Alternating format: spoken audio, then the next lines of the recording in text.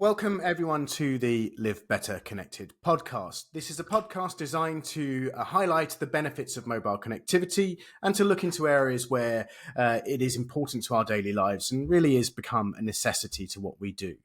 Now, today I am really honoured to be introducing Ineke Botter to the podcast. She is I would say, a titan of the mobile industry. She studied international law and finance at the University of Amsterdam, and she started her career there and in London. But in 1991, she switched to the mobile industry and never looked back. And recently, she published a book called Your Phone, My Life, which is here, which is available in all good online retail stores.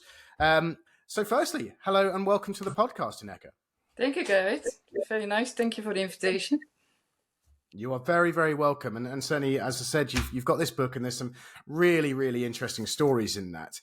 But I think firstly, the question will be, what was your motivation for writing this book?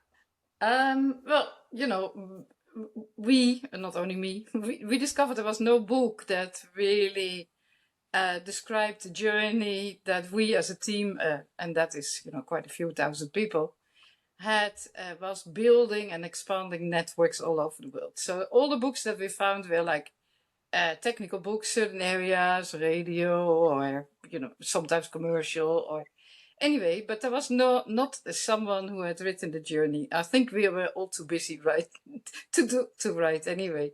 But when COVID came, I finally started to sit down properly and started to write. And each and every chapter where people are mentioned, these people mostly read their chapter. So there was a lot of help in the background. And finally the book appeared this year. So it is a bit of a homage. For me, it's a memory. Yeah, a business memory. Of course, it's not an autobiography, but it is a business memory. And for everyone else who reads the book, just yesterday I got a reply again from someone, or a response to the book. Wow, I would love to read it again. So that was the best I got up till now. And I'm very pleased with that.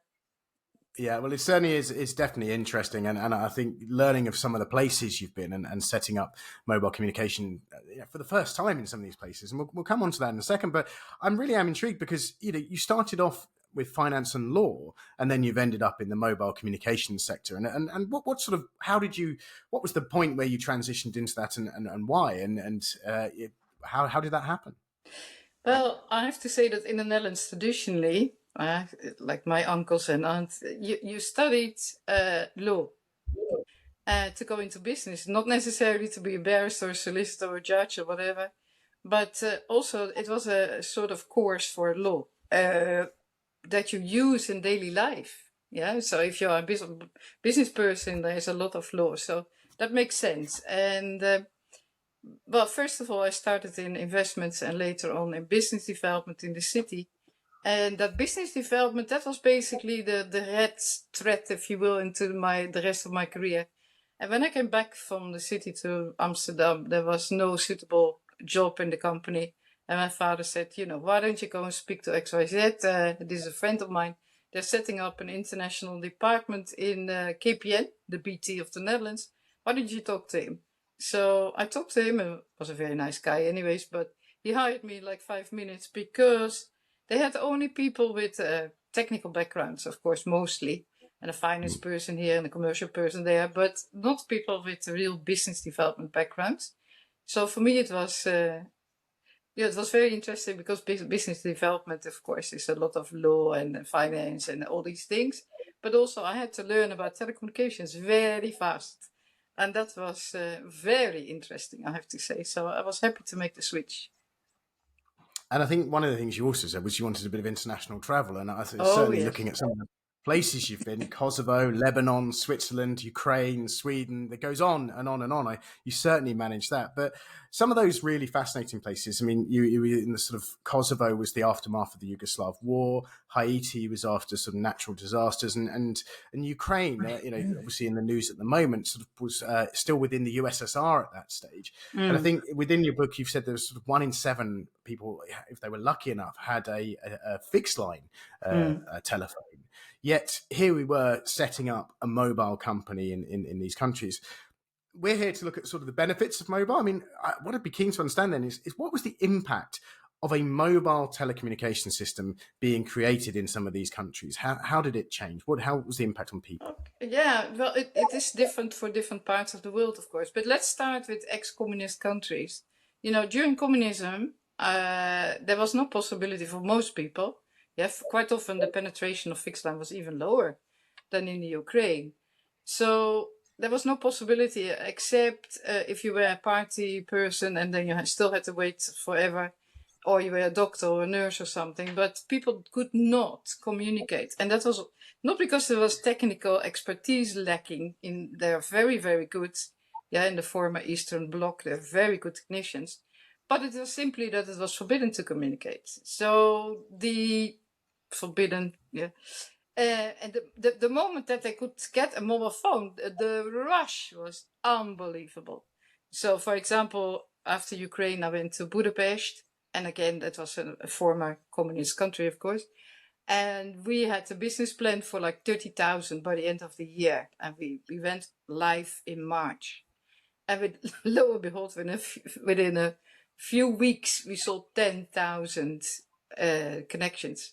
And in those days, that was expensive, yeah, because people had to pay like $500 up front and get a phone. So there was a huge demand, and it offered freedom. People were now able, even if they lived in an apartment with 10 people, they had their own way of communication. And that was the most appealing point, of course. So we underdimensioned everything, and we had to pay for that. If you look at, for example, Africa, yeah, nowadays I live most of the time in Africa. It gave people a chance to do their trade, for example. Yeah, previously they had to walk for kilometers and kilometers to find the next shop or the next, supply or whatever. Now they can just phone people, and even more importantly, since more than 10 years now, mobile money, which makes the economy turn in Africa. So there is different reasons why, but in 75 to 80% of the world, the mobile phone is the most important device that you can have. Because most people in these countries don't have the money to have any fixed line, and a computer, and this and that. So whatever you do, and I say that in the book as well, the phone is the mirror of your life. Everything is in your phone. And it gives you the access to the internet, of course, which is also extremely important. And it comes across very much that certainly in these areas, the mobile phone is a game changer. You've just said it's the mirror of your life. I think in some ways, we are almost, we take the phone for granted in the Western world. And in reading your book, and I think last time we spoke, you were in Uganda, and the Yes. mobile money. I wondered if you might explain what mobile money is, because to a lot of people over here, I think, with credit cards and systems like that, which are the norm, we don't necessarily understand Yeah. how important this is for the economies in places, especially in sub-Saharan Africa and places like that. Yeah. Yeah. Yeah, what mobile money is, and when we were discussing this previously, I showed you actually how it works.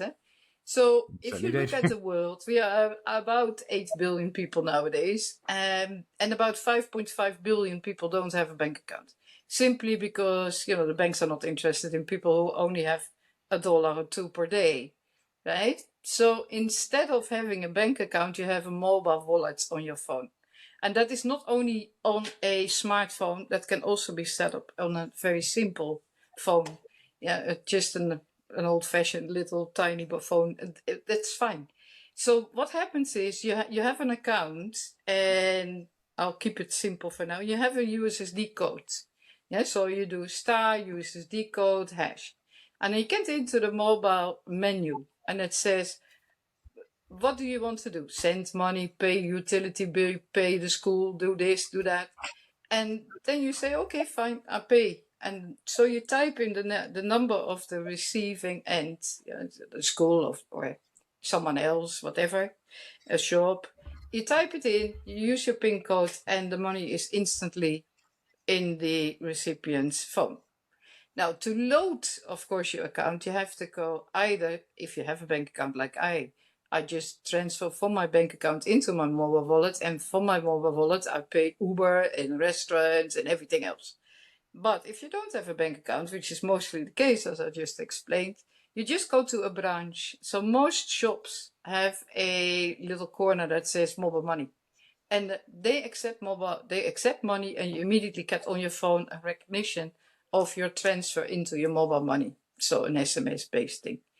And that makes the world go. Yeah. So if you look at Kenya, which is the example of mobile money, about 50% of GDP goes via mobile operators. And the biggest one, Safaricom, is more than a bank, yeah, because it sits on more than what I was reading recently, $175 billion per year. So this is not to be sniffed at. These are huge money streams. And for regulators, that means also that they have to have a look at that, of course.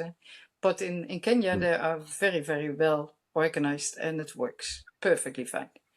I mean, you mentioned freedom as being a sort of key component here of mobile technologies, and a big issue that we are grappling with here at the moment is digital inclusivity.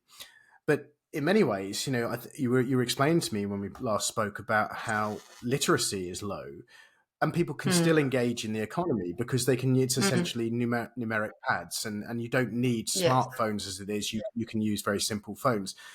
Again, Yeah. as a game changer point, that must be amazing to be working in sort of that industry and giving people access to what they wouldn't have otherwise if they weren't necessarily wealthy, or the country didn't have the infrastructure in place. Yeah. Yeah, that is true because, especially in Haiti, when I saw that all these services are running on USSD codes, I thought by myself, but these people can't read. So, not all of them can't read, yeah, but a large proportion, especially older people, of course, can't read. And I thought, how is that? But of course, the fact that you can't read doesn't mean that you're stupid, eh? So they pick up these digits on the phone and they know immediately, okay, I have to do X, Y, Z, W, blah, blah, blah, push hash, that's done. So it is unbelievable difference. It made an unbelievable difference. And the London School of Economics has done a lot of research, especially in the 90s and the 2000s, when we were not the smartphone yet. And even then, the change in the economy in these countries was 5 to 6% growth of GDP, simply because of the phones. Yeah, and if you realize that, you can see how it opened up the world for the world, yeah, for 80% of the world. It is. Again, I was going to say one of the fascinating things you see, especially in sort of Western countries, is what we call NIMBYism. Not in my backyard. I don't want the infrastructure near me. And one of the parts of this campaign is we're trying to bring a light onto not only mobile connectivity but the infrastructure behind it. Yet, having worked in many of these countries, it strikes me that actually there is almost no NIMBYism. People want that infrastructure there. They Of understand course. why it is necessary for their economy. Yeah. I suppose an unfair question is, well, why is it so different in the West? Why is it we're almost struggling to build out? We're looking at 5G standalone, 6G are already being considered. Yet when it comes to putting the mast in the ground, suddenly everyone is up in arms. Well, not everyone. There's normally a minority, but they're up in arms and don't want it there. They want it somewhere else. I'm quite keen to get your take on one, the difference between the Western world and everywhere else, and also why is that necessarily? How do we move forward from that? Well, I think, the first of all, it is very important to realize that the first time that I was experiencing that, this protest, etc., was in Switzerland. Now, Switzerland is one of the most wealthiest countries in the world. So the fixed line penetration, the computer ownership, etc., it's like 100% or near 100%, right? And the phone was seen as a sort of luxurious gadget. But in the developing world, it's not a luxurious gadget. It is your life that is in that phone. Yeah, so in the West, especially in Switzerland, they developed all kinds of rules back on the regulator. You cannot be near a school, you cannot be near a kindergarten, you cannot be near an elderly home, you cannot be near a hospital. The distance between the mast and the next building must be a minimum 60 meters if the mast is this tall and blah. Yeah, so all these restrictions made that the mast it was very hard to build. You can imagine that. Yeah, because you always run into a problem.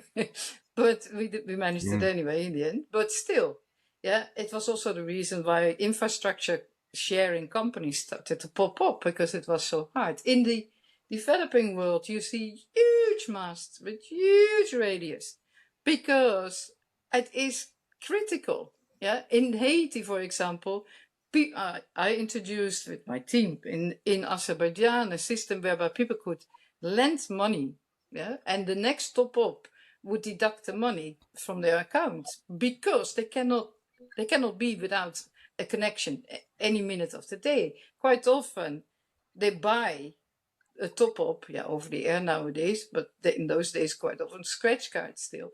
They buy the top ups with the $1 that they have in their pocket in the morning. And by the end of the evening, the money is gone because something happened, right? So we were pre financing that.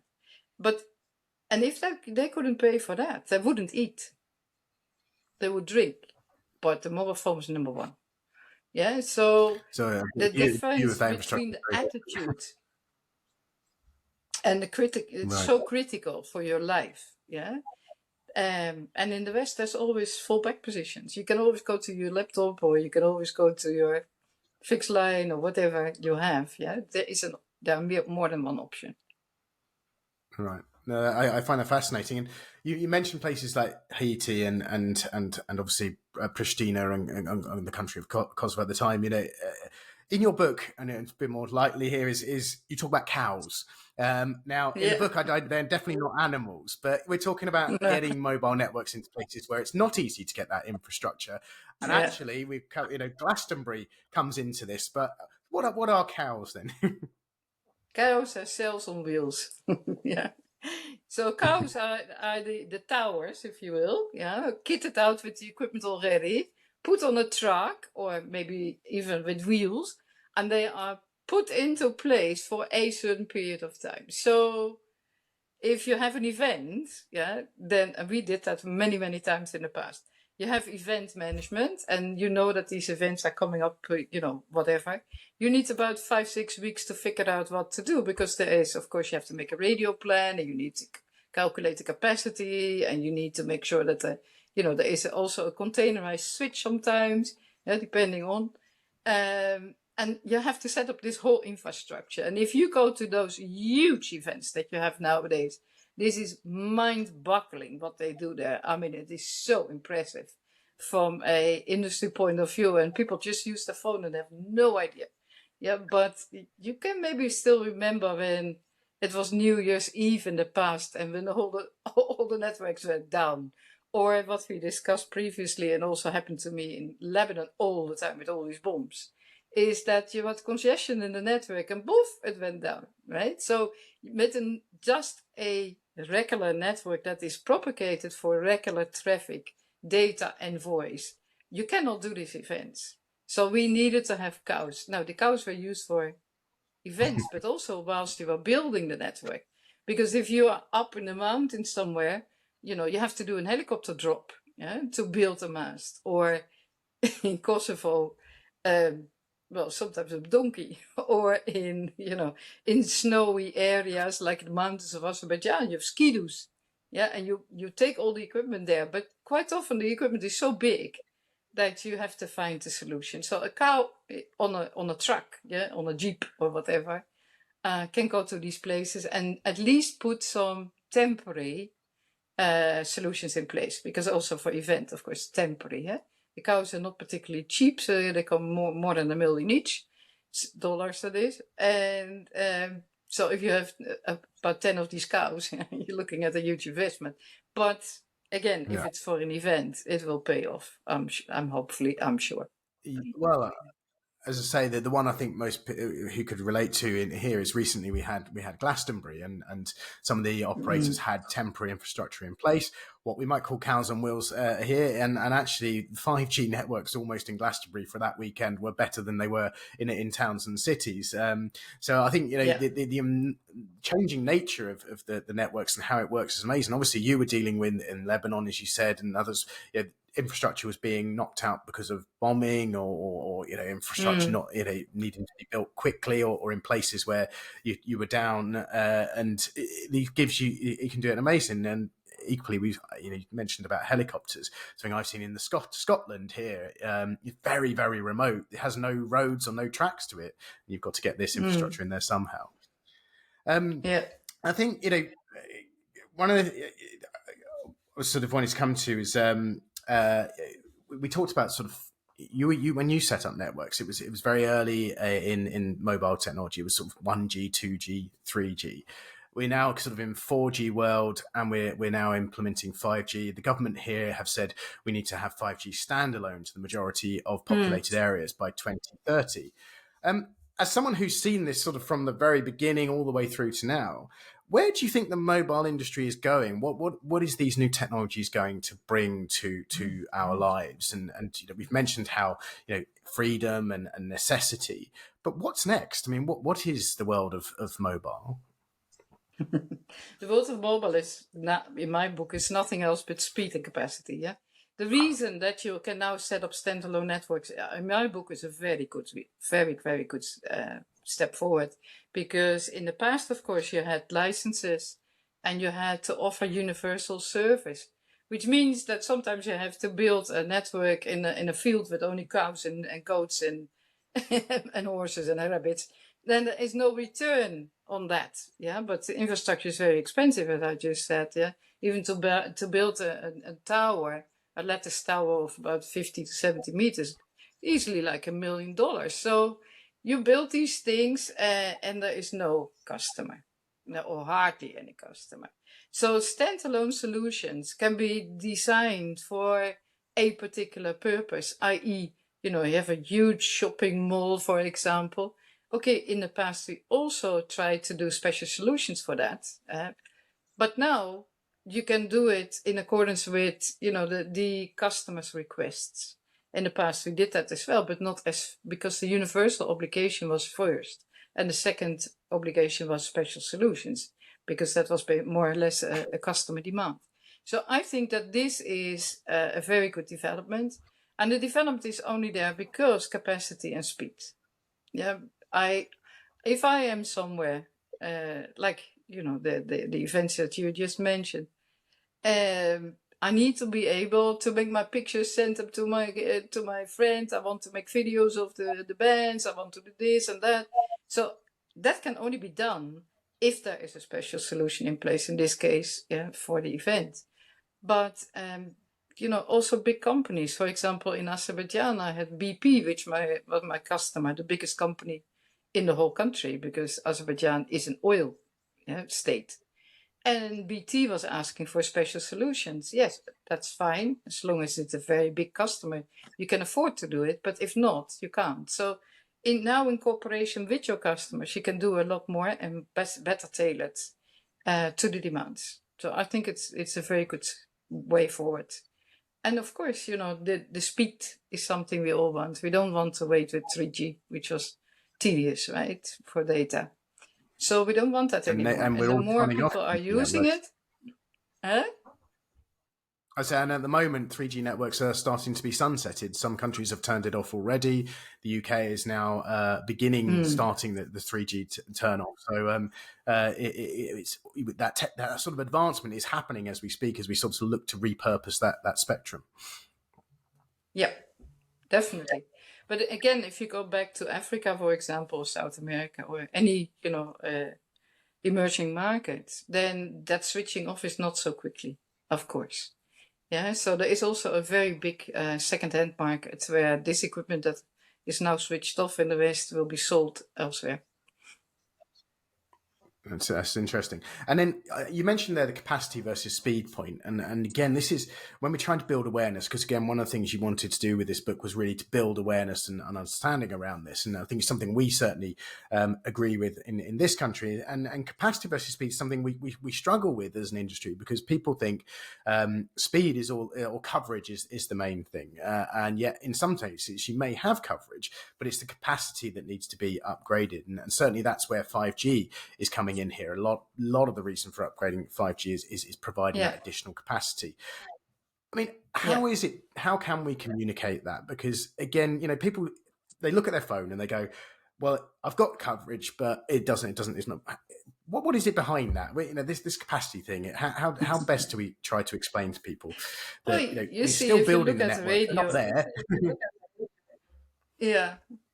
I think, the first thing you need to understand is how radio technology works, right? So you have a mast, but that mast is not the end of the story. Then you have, of course, you have the transmitters, but all of that works on frequency and on, of course, frequency channels. So these frequency channels are, a number of megahertz, and then I'm using it, but that particular transmitter can only cater for so many customers at the same time. So if people are all dialing in and all using data at the same time, you will get congestion on the network. Then you can have coverage, but you have no access to the network because all capacity is already used. Yeah, so you have discrepancy between what the need is and what is on offer. So as I say, the speed and capacity is number one, right? So speed and capacity will be solved by 5G and 6G, but at a cost. And it's a very capital intensive industry, and that is also why certain areas are lagging behind, because the operators can spend their money only once. And if you look at the competition, and especially in the West, the spiral downwards in pricing only makes that it is more difficult to invest in these solutions. So I think catered solution for demand is the solution, actually. So one of the things we sort of touched on is the changing nature of the mobile market, and certainly since the start, data has become sort of king now, and certainly in the UK, data is going up 40% year on year. But a lot of this is because of new entrants and sort of certainly the sort of big tech as we know them. And in your book, you said there was unexpected entrance of what we now call big tech, the likes of Amazon, Netflix, Apple, Google, etc. And you suggested that while this was good for consumers, it was not necessarily good for the mobile operators. I was just intrigued to see what you meant by that. Yeah, well, I think it shouldn't have come to a surprise, but it did, because, of course, yeah, the iPhone was kept a secret till it was launched. But the mere fact that the consumer can just push the apps on the phone, yeah, and go, and the phone uses the mobile network, right? Was so intriguing to most people that they start using these things, but these things are using huge capacity, and the networks were not particularly propagated for that. So the networks had to ramp up very, very fast. And if you look at how a network is designed, as I explained already a bit, I think, really you needed a higher frequency and a faster network. So very quickly, the 4G was already in preparation. But very quickly it had to be implemented as well all over the world.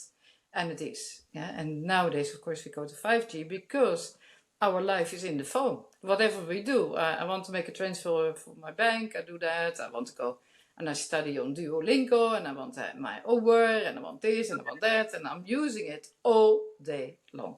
Also as a remote control very often for alarm systems, security, and what have you. So the demand on the capacity and the speed was so enormous that for mobile networks it was just running to get this in order. Yeah, because of course they always want to meet the customer demand, and that was a very big pushing customer demand. And it certainly has changed. And definitely still is. And I think with the Internet of Things, private networks, etc., data usage is only going to go up and up and up. Which brings me to actually just to our own challenge that we've been running. And I understand, Ineke, you have taken the How Connected Are You challenge, which I would ask all anyone listening into this podcast, please do take. It's on our website at the moment. What were your results, Ineke? It was fun. I said that I would have... my result was that I underestimated with 2. So you have to fill in all these appliances that you're using, etc., etc. But I'm a nomad, yeah. So very often I don't have certain things. Certainly not in Africa. But here in France, I have my alarm system, my fire alarm, and all these things are, of course, on my mobile, and my television interactive, and so on and so forth. So I estimated that I would have 10 connections running, and it was 12 or 9 and 11, something like that. But of course, I'm in the industry, so I should know, right? And you should almost, know. almost correct. Well, even then, it's But it's still fun still to more do. than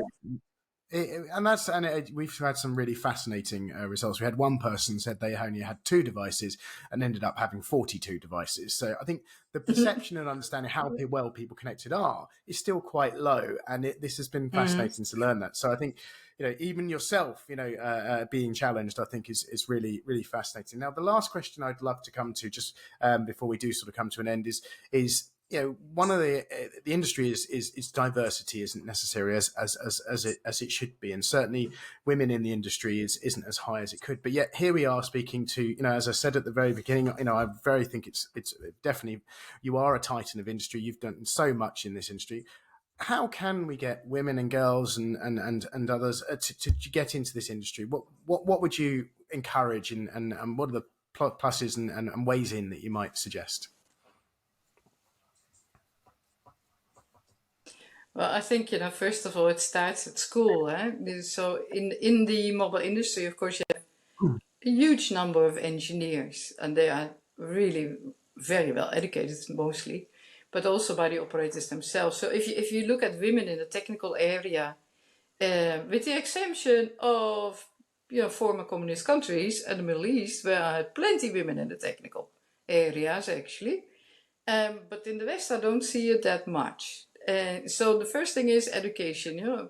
And I think that the other thing is to create the awareness. In Azerbaijan, I run a project with children because I was on the board of Junior Achievements, and Junior Achievements is for teenagers, to learn about business. And these kids, they were running around in the company. They had a mentor, and together they wrote the first mobile handbook for children. And that is what you need to do. You need to go to, even if they're in high school or secondary school, and when they're young students, you have to explain how mind-bogglingly interesting this industry is. And that will create a lot of attention, not only for girls, of course, but also for boys. Yeah, there is a lack of knowledge all over the world. We spoke at conferences about how we get more children interested in the industry so that they can be prepared to join when they graduate. But it is not easy, and not only for girls. Girls, I would say, do your challenge quiz that you have developed and have a look at what it is. Yeah, where do you use your mobile device and anything related to that all day long? And look at the impact of the mobile world. It is a huge, huge impact that you can create and to make lives for people, especially, of course, in 80% of the rest of the world, better. Yeah, so there are so many angles that I think are so interesting. And maybe it also needs to be a culture change, because I have always enjoyed very much to work with men. For a very long time, I was the only woman in the world, actually, at my level. Yeah, but who traveled from country to country. Well, I think that's fascinating, and if I can certainly say, I think you're a role model for all, and I hope that encourages people into the industry, because it is a fascinating industry, and from what we heard from you, Ineke, it has got everything to give to people who enter into it. So I would like on my behalf and on the podcast, thank you for joining us, Ineke. It has been really interesting. I'd like to remind people that you do have your book out, Your Phone, My Life. We will have that in the description. So for anyone who is interested in reading that, please do click on that link. Equally, if you want to learn more about mobile and certainly about how the benefits and how it impacts your life, and as we've heard, how important and critical it is across the world, please do go to mobileuk.org, subscribe to our podcast here, and you'll find a wealth of information. Take the challenge. I'm sure you will find lots to learn on that, and really do join into our newscasts, our podcasts, our social media. We'll be putting new stuff out as we go forward. And again, thank you, Ineke, and we look forward to seeing everyone to the next podcast. Thank you very much.